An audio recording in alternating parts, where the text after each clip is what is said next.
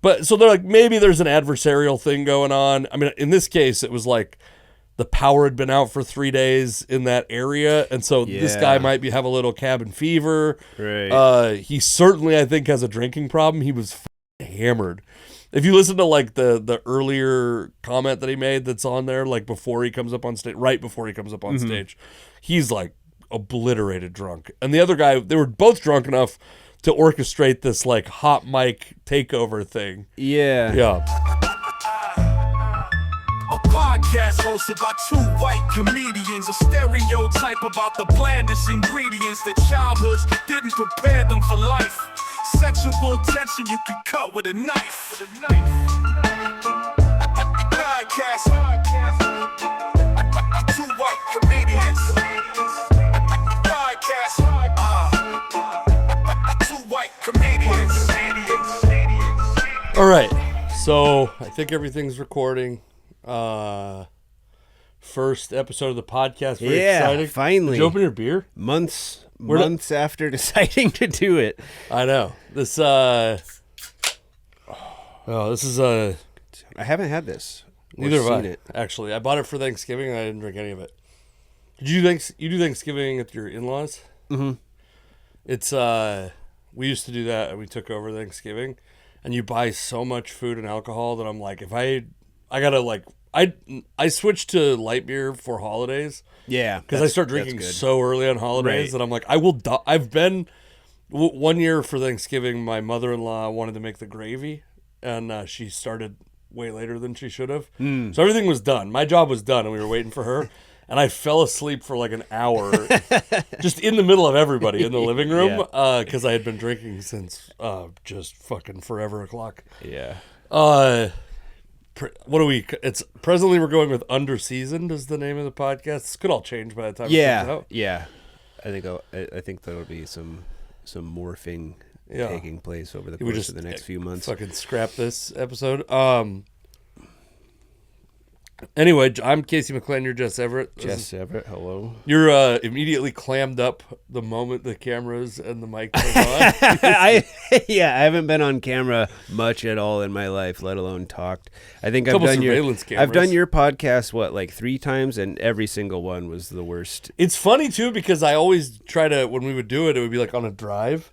So it'd be like, let's get us in the most comfortable, natural setting where we already are there. It's not like if you and I brought somebody in here, it's like a thing, you know, they have to come to my house. They got to come in this room. There's fucking cameras and lights and all that. This was like driving in a car on our way back from a gig. And yeah, you still kind of clammed up. No good. Well, to be fair, you have also called me in the middle of the night after I had already been drinking and said, "Hey, I'm going to call you into a podcast." I was so drunk for that one. What was that one? I think it was the last one we did. Wow. I genuinely don't remember that at all. I don't remember it being good. There was a lot of me just not responding. You're nodding on the phone. Yeah, I remember you just being like, well, all right, I guess that's it. Yeah, so I apologize in advance to everybody. This will get better, I hope. I like how you looked at the camera. That was good. You're professional. I try to stay on. I've been on TV before, and That's true. That was awful. Yeah, because what? You were headlining a night. Yeah, it wasn't even headlining. It was a Jess Everett and Friends show. Oh, that's right. Because that's actually, we're going to talk about this contest that you just that you just almost won. Close. Pretty close. But that was because you won another contest. You got this Jess Everett and Friends show that you were advertising on, like local daytime television, which is where you want your comedy fans to come from. Yeah, early local, morning, female-focused daytime television. Brand new host too. That's what you want. That's really what you want. Not good at interviewing. Asked very dumb questions I didn't know how to respond to. Calling you out, lady. They also were doing a thing immediately before my segment where they were making drinks. And I was like, oh, fuck yeah. I'm going to go in there, start chugging all these drinks and like make a show of it. And then we were in a different, there was no mention of the drinks. It was a completely different thing. I got no drinks. Did you mention the drinks? I did. I don't remember. I can't remember if I did or Because not. I feel like that's an opportunity for two things. One, you get to start steering the conversation, which I feel like is what you got to do as a comic. Yeah. Two, you might have actually got one of those drinks, which that would have been beneficial. Yeah, I think I imagine I probably did the same thing I do every time I'm on camera, where like any thought I've had previous is like, oh, I'm going to do this, I'm going to do that, all out the window. Yeah, it's interesting. Yeah. You started, yeah, that's wild. I've actually never been in a TV studio. I don't think. I've been to like radio studios a bunch, but never to TV. A lot of moving parts. Yeah, it seems like it. It's well because they got to cram it all in, and there's like a whole other element. Yeah. Even this, like we're doing this shitty podcast, and there's a lot that goes into having 3 cameras and all that stuff working all at the same time. Right. Yeah, it was cool to be kind of behind the scenes because there's like multiple sets everywhere and just like mics and cameras, cords everywhere. Pretty interesting. But yeah, that was not a fun experience at all. Yeah, doing that. It's interesting. I think I would enjoy it more than you. I think that's. Oh, I'm sure. Yeah, I think you're hating this right now. You're already hating this podcast. No, this is more comfortable than that was. Talking to 2 strangers that seemed like they had never met a comic before. Yeah. Well, that's pretty common, actually. Like, yeah. When would they have met? These are like classy ladies. That's They fair. would Because never... I think this was like only their 2nd or 3rd episode that they had done. So I don't know like what their experience was prior to that, but we were all new.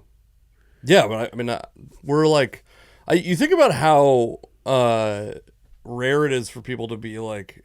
There's 2 things about comedy fans. One, you meet comedy fans and you're like, oh fuck, Yeah, I don't know if I want these to be my fans. A lot of them. Some of them are great. Many of them, you're like, oh, you're like a fucking lunatic. Yeah, like amoral lunatic that just wants to hear the most offensive shit. Yeah. And then the other thing is, you're people you meet that are like, they think they like comedy, but what they like is like Robin Williams movie or Jim Carrey movie. They don't like stand up. Yeah. And stand up's like a whole different, especially like modern stand up's like it's like dark and Yeah, I'm not like they were asking me about roasts and stuff like that and asking me like what my comedy is about, and I'm just like, I don't know what I can say that's going to be like morning TV friendly.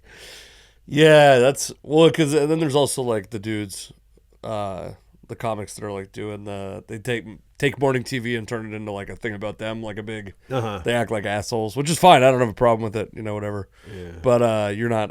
You're not one of those people. No, you don't have the self confidence to be an asshole on morning TV. Certainly not. Yeah.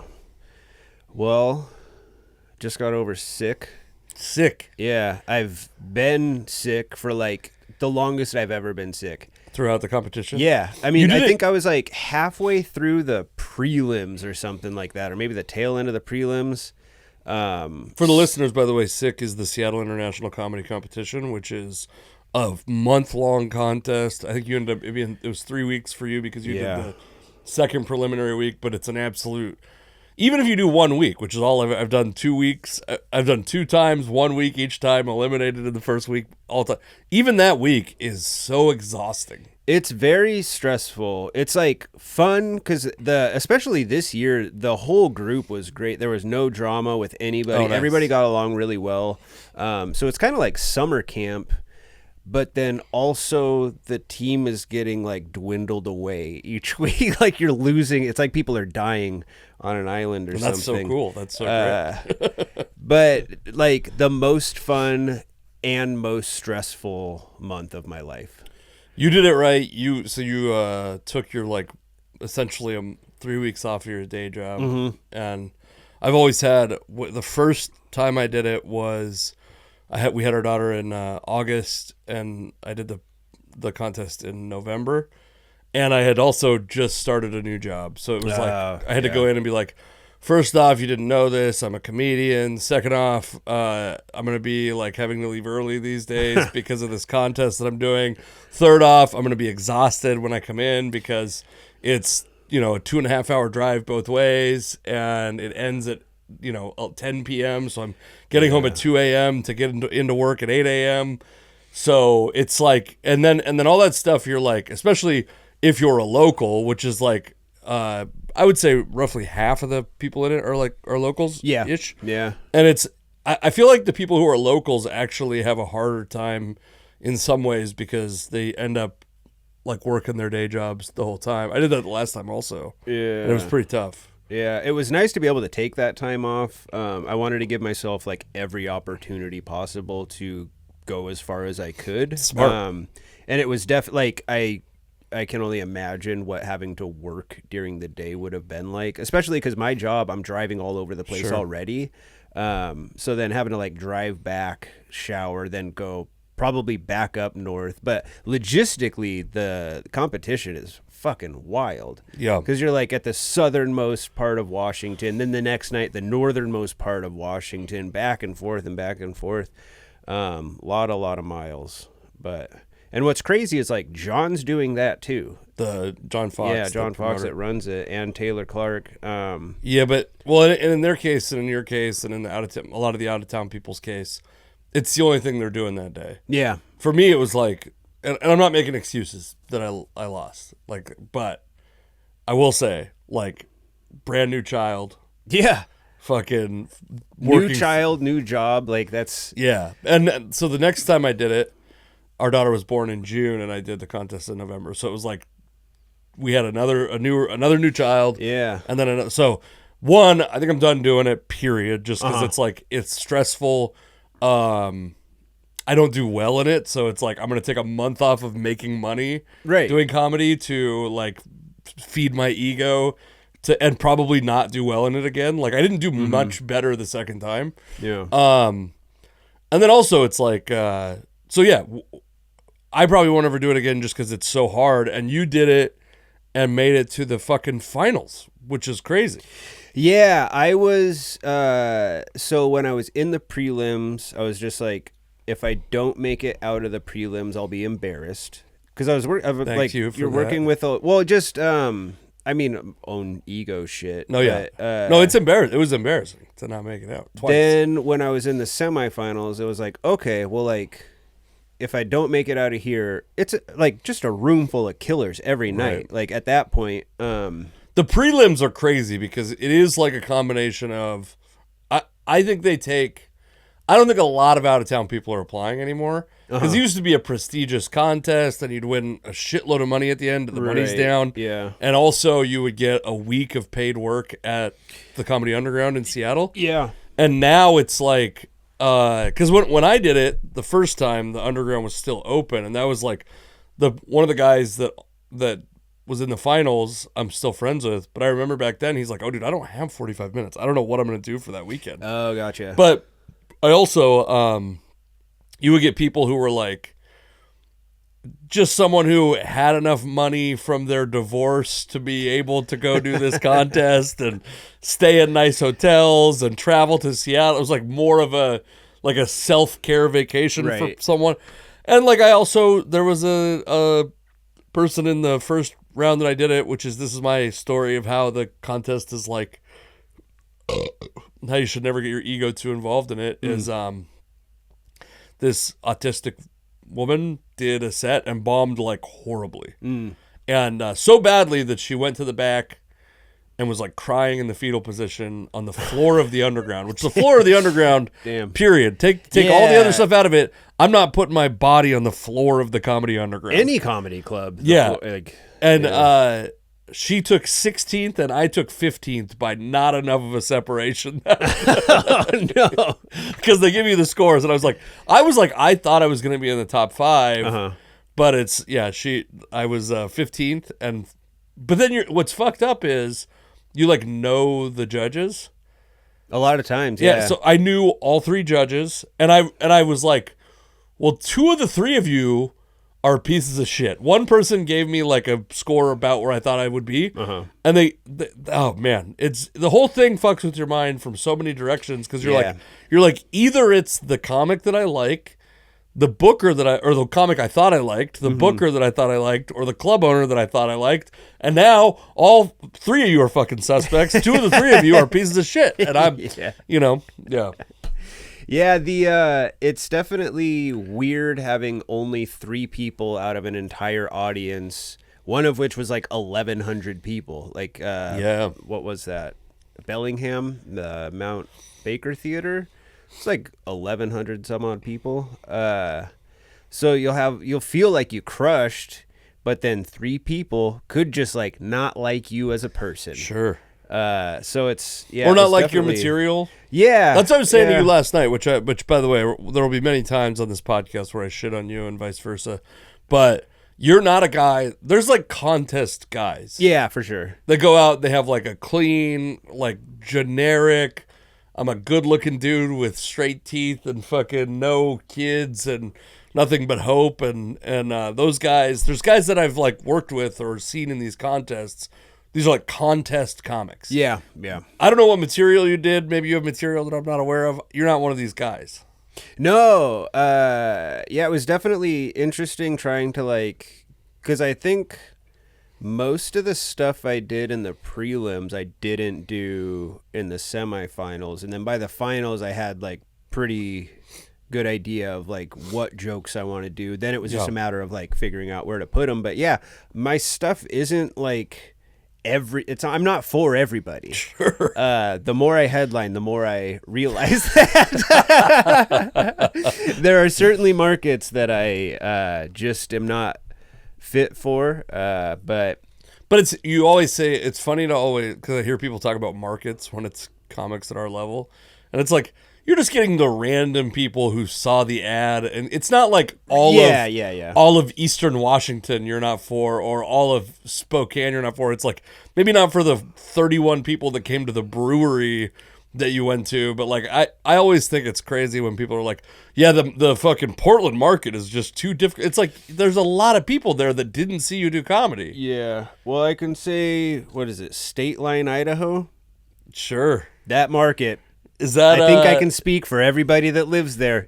They do not care for me. 3 shows in, and it's not gone well, any of them. Is that Post Falls? Post Falls, yeah. Yeah, it's the State Line Comedy is the name of the show, and then it's it's the one, if you'll ever hear comedians talk about it, it's like inside of a vape shop. It's a bar inside of a vape shop.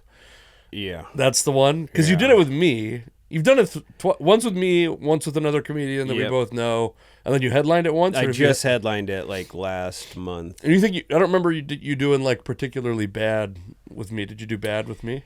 I didn't do great. Okay, I didn't you do might great have either time. I think I'm trying to. Yeah, like they just nobody in areas like that wants to hear about you not having a dad. That never goes well. Interesting.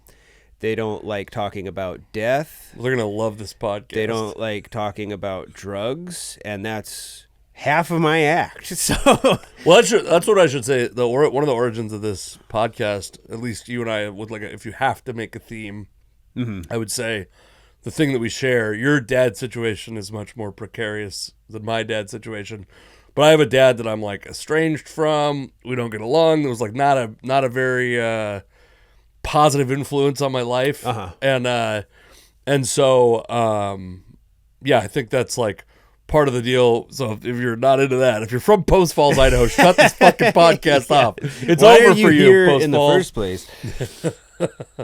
Yeah. No, I am going to be a father soon. Whoa! So On the podcast, I'll announced. say it. There's nothing official. Nothing official yet. Yeah. I don't want to get too excited, but we are at the very least actively pursuing those endeavors. Sure. But yeah, I'm excited to certainly be a better father than mine was, which the bar is low. But basically all I have to do is be around. Yeah. Well, and you won't necessarily have this to compare it to, but I think one of the things when you have a kid, you think about just like, the first thing that you realize is that your parents were just like people. Yeah. I mean, you realize that actually, I think, as like a young adult. You're like, oh, these were just like kind of dumbasses that I didn't like. I got them. They didn't get assigned to me. You know what I mean? And there's nothing special that we ended up together outside of the fact that I shared their DNA. And when you have a kid and you leave that first night, you're like, it's crazy that I've never had, 2 days ago, I'd never had a kid. And now 2 days later, they're like, take this one home and deal with it yourself for the rest of your life. Yeah. Because it's like, you feel so just like helpless. And I've done a bunch of material about this, but it is crazy how, like, the whole process is very crazy, and it makes you forgive your parents for certain things. Oh, yeah, I'm sure. And it also makes you hate them for other things, where you're like, how could you have made that fucking decision? Yeah. For your kids, you know? And that's like, I think that's, I go through both those things with my dad in particular. My mom, it's more like, oh shit, like this was hard for you to be in this situation, which I think is, you feel that way too. We got a lot of time. There's going to be at least 4 or 5 episodes of this podcast before we quit and never do it again. So we could get into all that stuff at a different time. But so anyways, you get to the finals of this competition, and I'm curious because I've heard this from other people. The first year I did it, there was a big stink before it started that no woman had won since the 1980s, and only one woman had won ever. Mm-hmm. And then this guy that I was talking about, who didn't have 45 minutes, but was like, is an absolute crusher on stage. Like, I will say that. I guess because I'm going to say this other thing, I'm not going to tell you his name. He would not. I don't think he'll really care. Fuck it. Should I say? We can bleep it out. It's James Hancock III. And you probably don't know him. He does a lot of acting, so you would have seen him in commercials. Oh, very funny comic. But he was really new, and he took first both of the first 2 nights, and it was basically like, just don't take last, and you won't. You got it. Yeah, pretty much. Yeah. And there was one woman left in the competition, and suddenly, after taking first place, like, he had taken first or second every single night in the competition to that point, maybe. Damn. To 3 nights in a row, last place, this lady won. And, like, understandably, he felt like the fix was in. Because, so was there any part of you that's like, I don't know what I'm like not clued into what the fucking controversies could be this year. Is there anybody mad about anything? Does anyone even give a shit about this contest anymore? There were definitely nights where the scores were confusing. Sure. But I think the overall placement was pretty on par with like how the full competition went. Gotcha. Congratulations to Brittany Lysing. Absolute crusher. Such a great Where is she from? Alberta, Canada. There were 4, I think, Canadians in the competition, and then 2 made it to the finals. Ola Dada got second place, but Hello, both Father. of them. That's an alternate name for our podcast. Ola Dada. Both of them are, I think, like 11-ish year comics, but in Canada they were saying like once you have 5 minutes you're on the road because there's just so few people up there. Sure. So these are people that have been so few comics, people in general, but also just ratio wise, also so few comics. But so they've been like touring headliners for years now. Sure. But so I think the placement was all pretty much on par with how the competition had gone. But yeah, there are definitely nights where you're just like, what the fuck happened there? Like it doesn't make sense. And you try to like, each night you're like trying to figure out the system, and then the next night, well, it's all different people. It's all like different judges every single night, different room every single night. And sometimes it's like, the thing that's annoying about those judges too is it's like, sometimes they're comics, and maybe that's better, maybe that's worse. I don't know. Sometimes it's like literally just like parents of comics. Yeah. Or it's like a random person, which I want to talk about a random person in a moment that you told me about. But it'll be like someone where you're like, it's like literally, this is not an exaggeration. It'll be like, this is the son of the person that owns the theater is a judge. We something had like that. A trombone player for a judge. We had that was the whole credit. Like this person is a trombone player. I tuned out after they said trombone. But they were pretty excited to announce it. So is there a word for trombone? Is it just trombone player? Trombonist, That tromboner. very good. Tromboner's good. It should be tromboner if it's not. We had Miss. Giving me a tromboner. We had Miss Auburn as a judge. Yeah, the great example. Great example. Like, of what the fuck do you know about comedy? Sure, of course. I mean, at least that person is like has some level of notoriety in the world, even though it's confined to Auburn, Washington. But yeah, there'll be shit like that that's like even worse than that. Like, but your great point. Like, your point taken. She does not know anything about comedy, I assume. Yeah. I mean, maybe she's got a grade 12. I don't know. But That's her talent for the pageants. dude, well, yeah. What if one of these people they're just fucking they're just fucking oh man, if I could think of the guy I'm trying to think of, the roast comic, not Tony Hinchcliffe, the old one. Jeff. No, not Jeff Ross. Even Dawn Rickles. Oh yeah. She just goes out and she's Dawn Rickles. Fucking Miss Auburn with the Dawn Rickles. Yeah. No, but it was just a roller coaster. I got so in the prelims I did not do well. I like just scraped I remember. my way I will tell you into- this. It took till you got to the finals before I was it was uninterrupted rooting for you, where there wasn't a part of me that was like, I hope this motherfucker loses just like I did. Yeah, fair. But yeah, I like just scraped into 5th for the week in the prelims. Then the semifinals, I worked my way up to 3rd for the week. And then the first night of the finals, I got 1st place, and it was like I was so confused. I'm like, there's got to be some sort of mistake somewhere. Yeah. And then it was like 4th.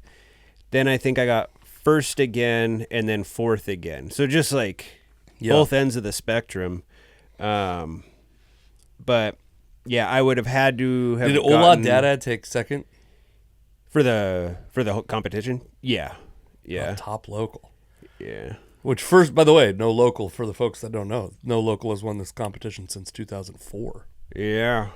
Yeah. 20 years without a local. We did it again. We made it. The streak lives. The Cal Ripken-esque streak of mediocrity. I will say, like, we have good comics up here, but it's like, I just think there's so much working against you, and some of that just feels like, frankly, like bias against local comics. And also the fact that your peers are often the judges is crazy to me. Right. They've seen you 1,000 times, and They might dislike you for a variety of reasons also. They might have a bias against you. I mean, for me, that's probably every one of them. For you, they're like, some light dislike because you're associated with me in their minds, maybe. Yeah. It's definitely affected my numbers. No, but so glad it's over. Yeah. So relieved. Once it's over, it's absolutely a relief. My experience with it was, while it was going on, the only thing I can even compare it to is I remember when I used to referee basketball, and it would be like, it's intense. Basketball's intense. It's a nonstop-ish game, and coaches would be like arguing with you and all this stuff, and you'd get home and you're just so fucking keyed up that you can't go to sleep. You're thinking about everything that happened.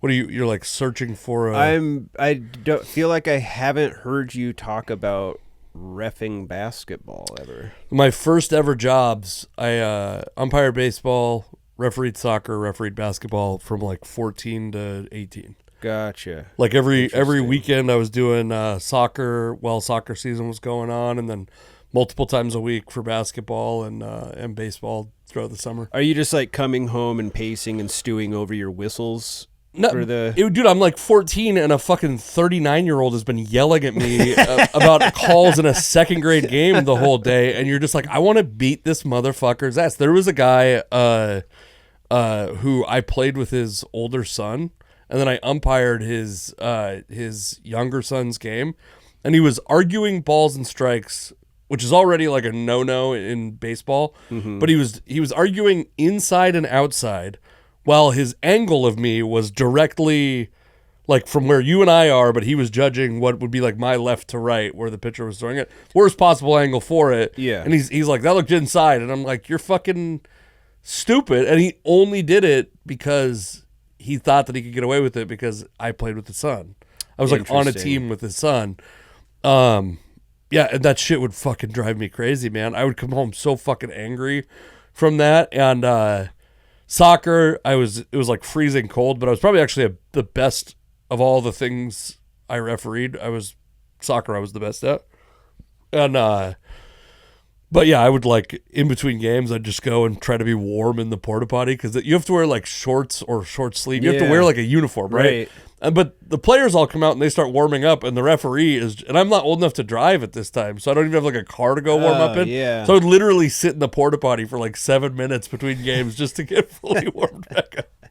Why, you said you were best at soccer out of the three. Why do you think that is? I think soccer referees get lazy and they wouldn't run up and down the field, and I would run up and down the field with the action. Gotcha.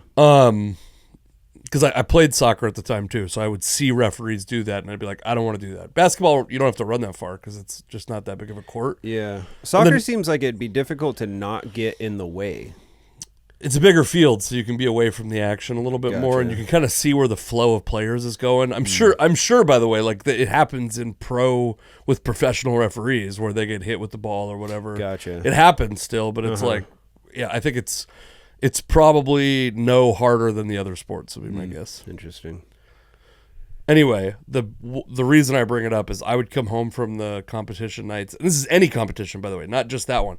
This is why, and I've told you this rule of mine many times, but I will not enter a competition I don't care about winning, because if I don't care about it before I go in, I know it's not going to mean anything to me if I do win it. Yeah. But what will mean something to me is when I feel like I get fucked in the voting. Right. And I will become mad. This happened. I did a competition with out in Maple Valley at like a tap room.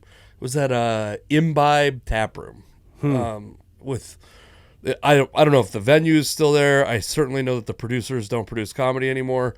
But I was like, they asked me to do it, and I was like, fucking fine. Who cares? It's stage time. And I was like, I got out there, and I saw all the other comics, and I was like, oh, fuck. I should win this thing. Oh, yeah. And then I went up, and not only did I not place, but it was like one of these things where it was very obvious based on the way that the judging went that there was like an agenda to how the voting went. Like, Gotcha. There were very funny female comics on the show. Mm-hmm. There were people that placed in that had no business even being on the contest, but it was like they go up and they match some. It's like peak of the 2017 or 18 or something like that, where it was like. Also, by the way, I was probably way too egotistical to think I could just wipe the floor with this competition, but yeah, it was like that was the day where I was like, well, fucking, and it might have been later than that. Probably was embarrassingly later than that, actually, but yeah, that was the day where I was like, I'm killing myself over this competition. I couldn't sleep till like 2:30 in the morning. Yeah. And I was like, this is a competition I didn't give a fuck about.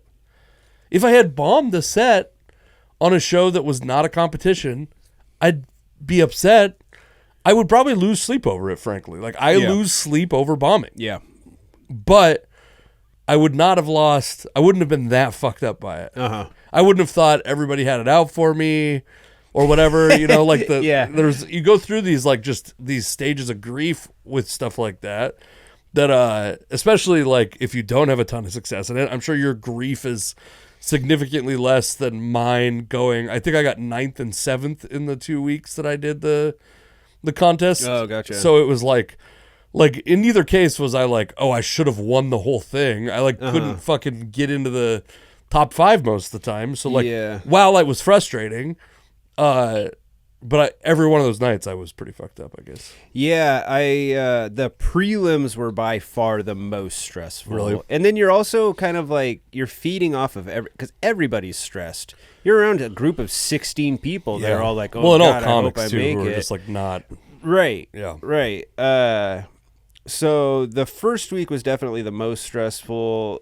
The second week, it started getting more fun. It's a smaller group of people. But I mean, it's a balance of fun and stress. Yeah. And then when I originally got into the finals, I was like, all right, I made it as far.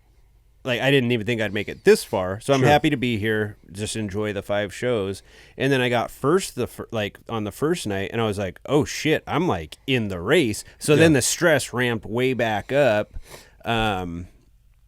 So yeah, it was just a roller coaster, but going from like the first night your ego started, you know what I mean? You're like, okay, I think I got it. The next night, fourth. Then the next night, fourth again. And then first out of nowhere, like I was not expecting that second first place especially. Yeah, well, you can convince yourself with a little bit of success that you should win the whole thing. Right. Like, really easily. Right. Yeah, no, I'm with you on that. Like that's I mean, a little bit of success and people are like, I should be headlining clubs nationwide. Yeah. And it's like not even, you're like, we're not even featuring or hosting at clubs in your local area. So why would you think that? No, there were definitely nights where I felt as confident as I ever have, and then comedy's always like this, where the next night you're like, oh, I shouldn't even be doing comedy anymore. Like I'm never going to be anything. So I learned a shitload from doing the competition. Though. I feel like I definitely came out of it a much better comic. That's good. So, before we get to my thing, Amanda Knox was a host or was a judge one of the nights. Yeah. By the way, Amanda Knox has been doing some comedy recently.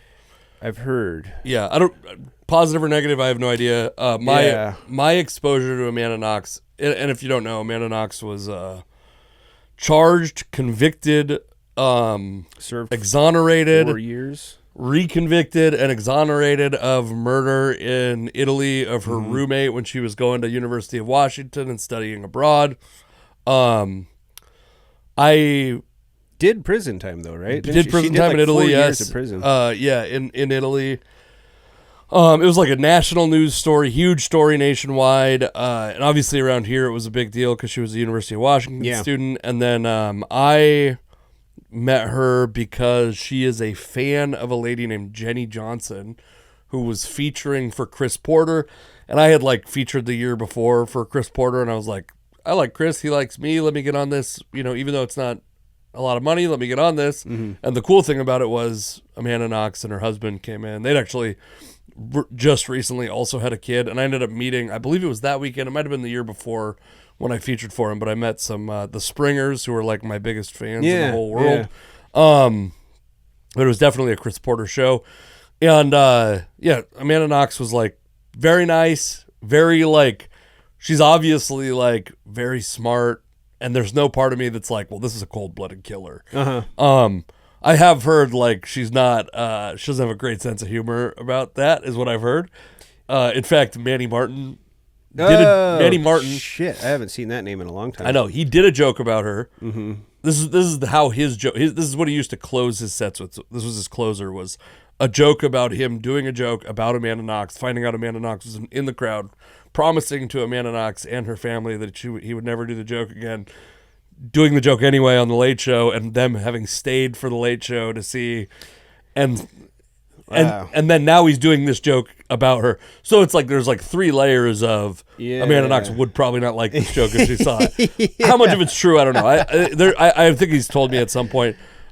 Weirdly, Manny Martin, the 3 first comedians I told that we were having a kid, because it was like, I knew Manny a little bit, but not that well. But Manny Martin, a guy named Mark Vieira, who was, I worked with him and Manny at the Parlor in Bellevue, within a year of them closing, and Robert Kelly, who I was working with that same weekend. Oh, wow. So, but yeah, so did you get to talk to Amanda Knox? No, I didn't see her. Apparently she was sitting like right in front. Other comics saw her. Got it. I didn't pay much attention to the front row of people, but yeah, didn't care for me.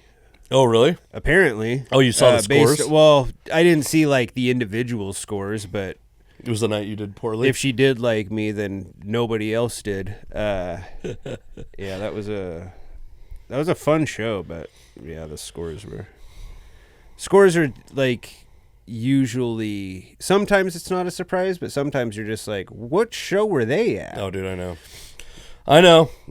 That's I mean, you got the best of it, so like I know exactly what you're saying. So I had 2 nights, one night that became a video, another night that may become another video. Yeah. Stressful audience interactions. Every comic's worst nightmare. So actually, the first of this, I did a show in Gig Harbor at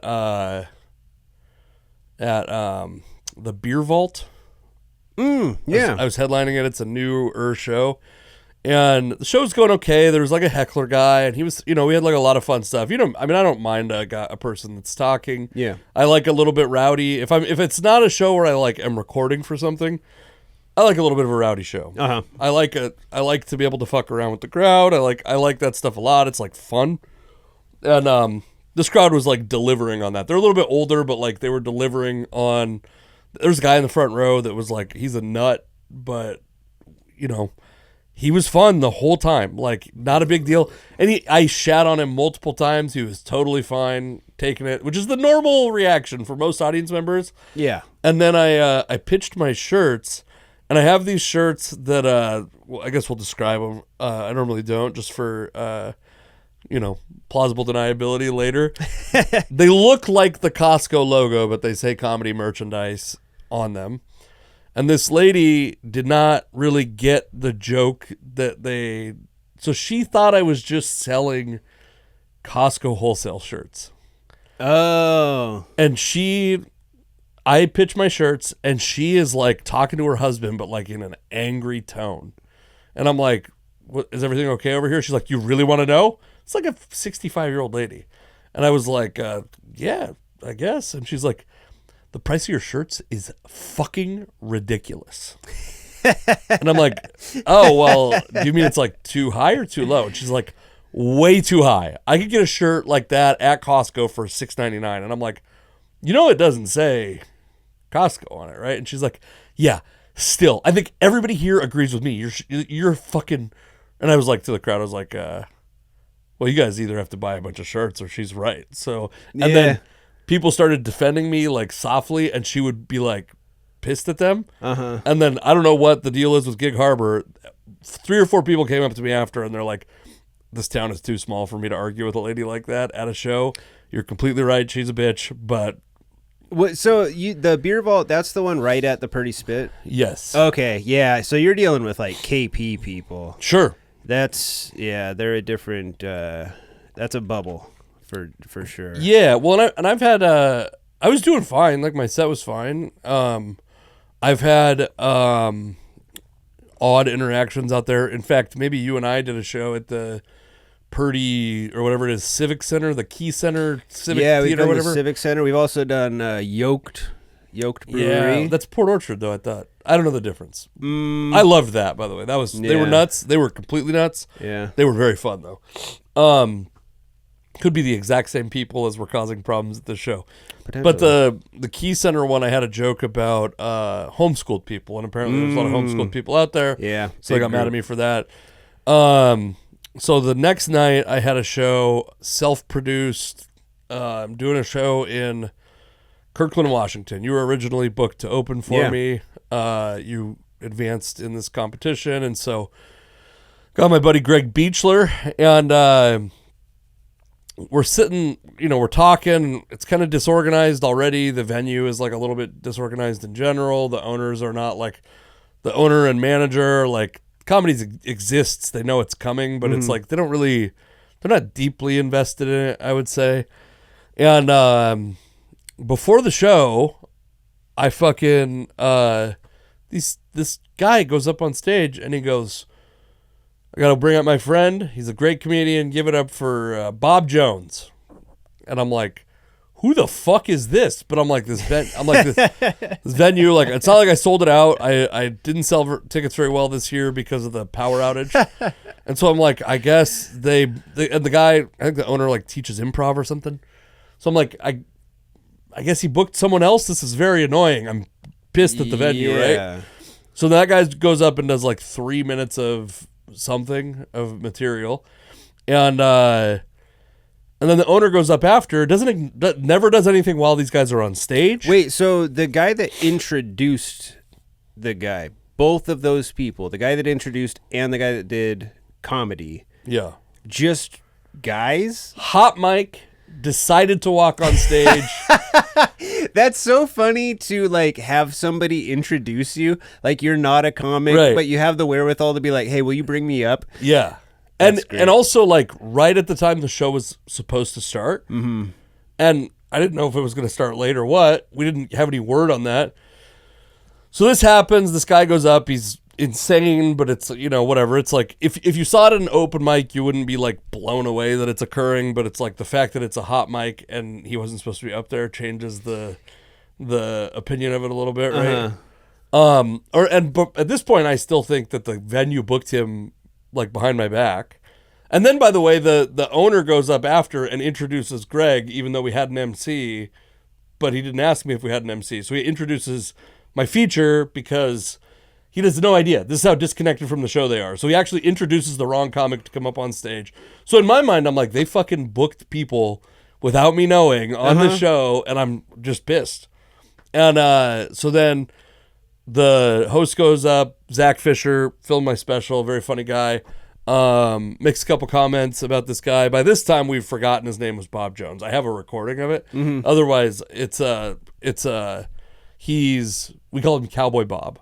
Okay. So he calls him Cowboy Bob. Greg goes up. Maybe Greg says something. And I go up and I was like, first thing I go, those guys are my friends, but I don't know who the fuck that guy was. And then I shat on him a bunch. And I put it on a video and I put like, I realized the way that I edited the reel makes it look like I just got punked by some random guy. What happened was I still thought this guy was a comic at this. When I went on stage, I still thought he was a comic. And I thought he had been booked on the show. And so anyways, I'm like shitting on this guy, Cowboy Bob.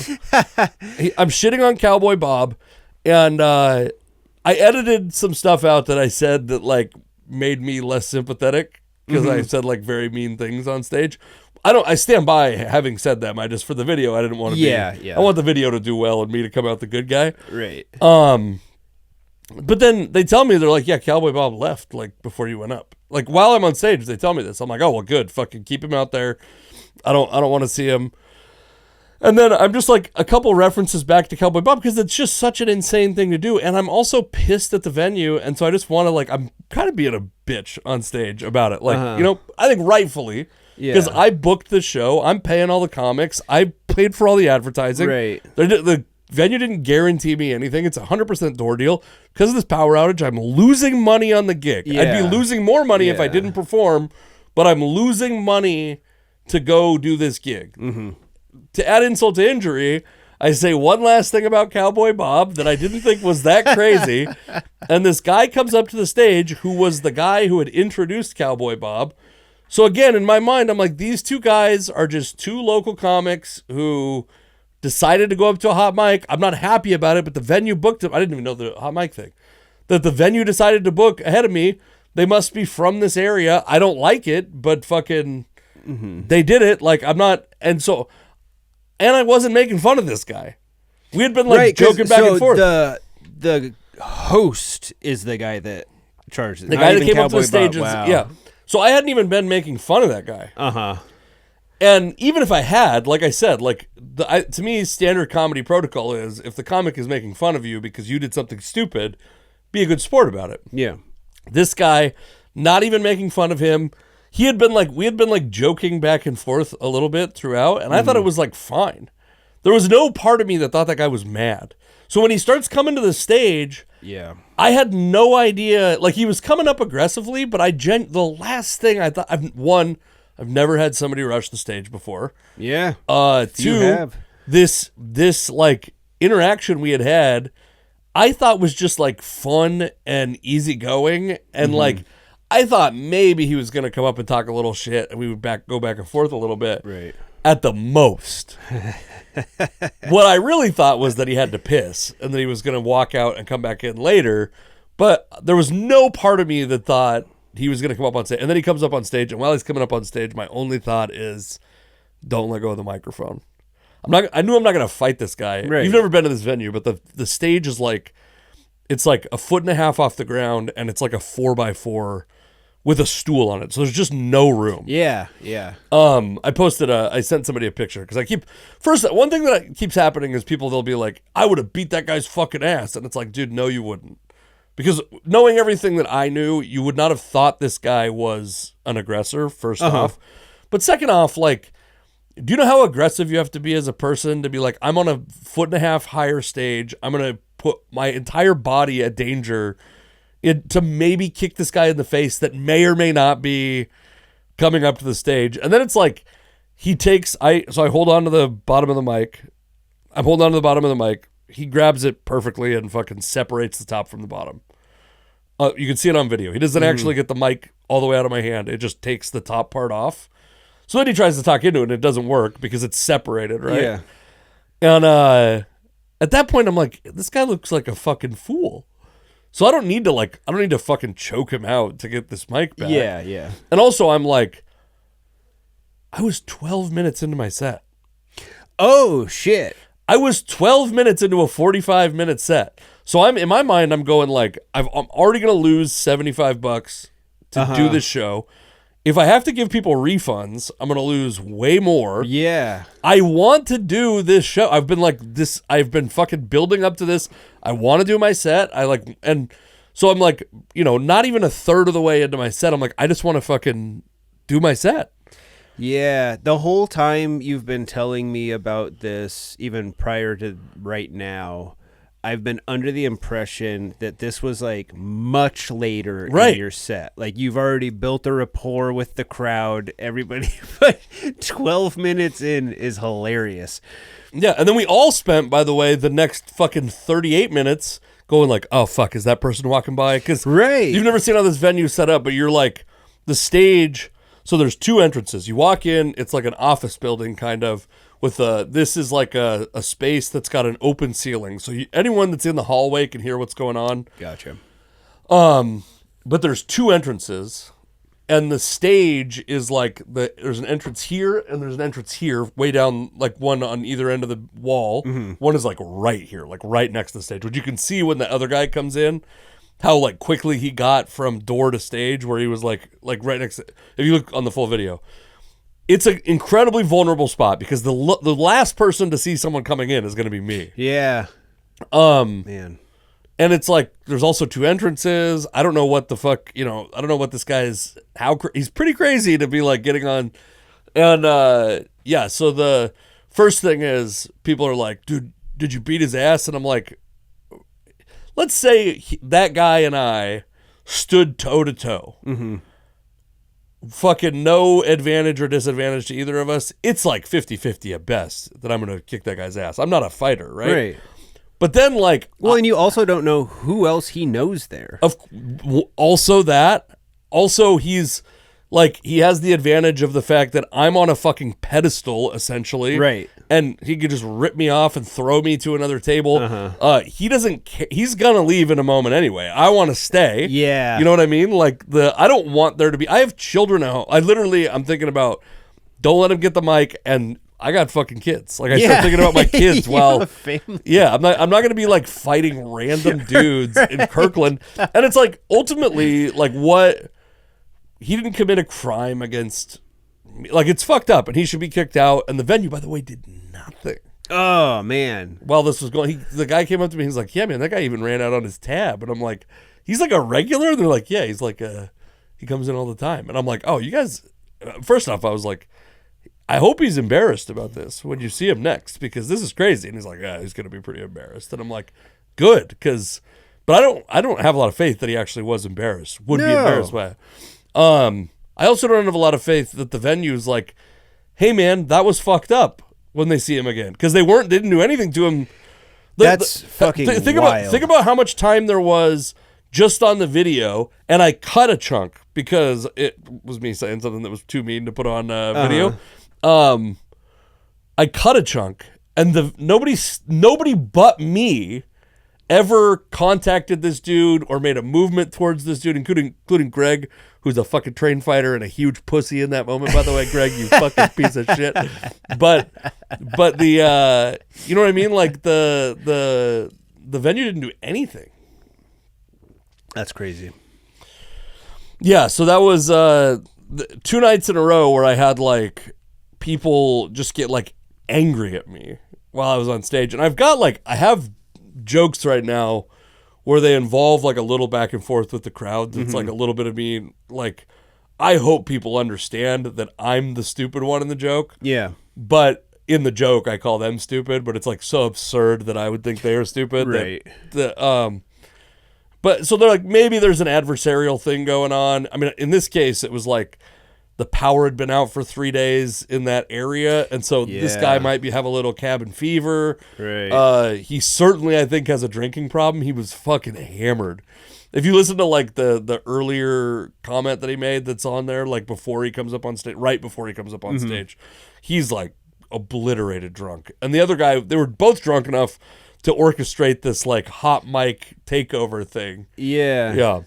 I had a lady, I didn't remember it until just now, but I had a lady somewhat recently, it was like in the past few months, come up to the stage at a show, but fortunately the stage was up so high that there's like no way she could have, if she wanted to like try to throw some, you know what I mean? Like, there was already kind of a natural barrier there. But I didn't realize that she was talking during my set, and I started to interact with her, and then she got very like riled up about it, but I thought it was like in jest. Sure. So I matched her energy. She was being serious. So she like comes at the stage and starts screaming at me. She got kicked out.